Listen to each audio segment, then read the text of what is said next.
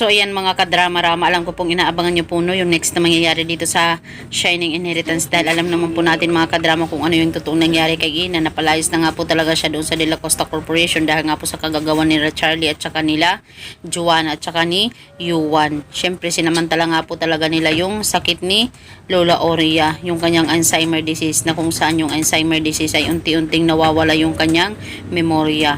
Diba? At dahil nga po talaga dito, ay wala na nga po talagang power itong si Ina na manatili pa doon sa kumpanya na yun. Dahil nga po sa wala na nga po itong si Lola Aurea. Dahil nga po sa inaatake nga po talaga siya ng kanyang sakit. At dahil nga po talaga dito mga kadrama, ay wala nga po talagang ibang may concern talaga dito kay Ina, kundi ito lamang talagang si Francis. Noon pa man talaga ay naging mabait na po talaga itong si Francis sa kanya.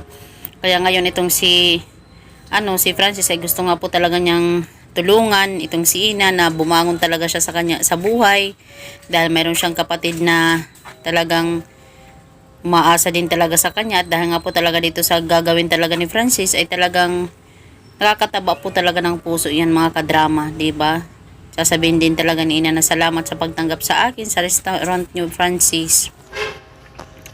And talagang kakataba din yun ng puso dahil itong si Francis talagang parang may gusto siya dito kay Ina. Pero itong si Ina, yung totoong gusto niya talaga itong si Yuan. Pero wala tayong magagawa, at least tinulungan po talaga siya ni Francis na walang kung anong kapalit, diba?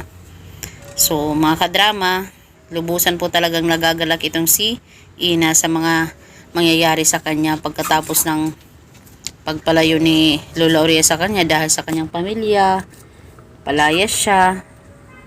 So dahil nga po talaga dito ay lubos niya talagang pinagpapasalamatan itong si Francis. Ito yung tao na talagang malalaman natin na sa kabila ng lahat, sa likod ng ito ay talagang may mga taong gusto pa rin talagang tumulong.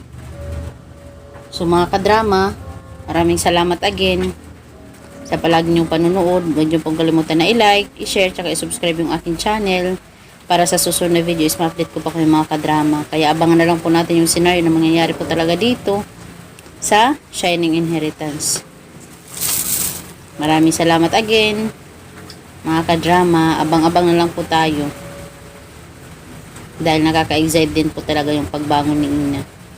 Yes, siguro darating yung panahon na sila Joanna na yung lalapit sa kanya. Di ba dahil successful na siya? Ay, di natin alam kung ano yung twist ni director. So alamin na lang natin mga kadrama. Bye!